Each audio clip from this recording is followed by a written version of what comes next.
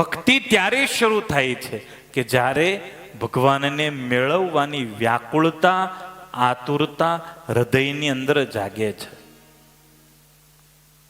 અને વ્યાકુળતા જાગશે ને તો જ તમને ભક્તિનો આનંદ આવશે, તો જ તમને કીર્તનનો આનંદ આવશે, તો જ તમને નામસ્મરણનો આનંદ આવશે. ગોપીઓની અંદર વ્યાકુળતા જાગે છે કૃષ્ણને મળવાની, કૃષ્ણને પામવાની. કઈ રીતે વ્યાકુળ થવું, કઈ રીતે આનંદિત થવું? તો મોર છે એ વાદળને જોઈ અને ટહુકા શરૂ કરે, મોરને અત્યંત આનંદ થાય.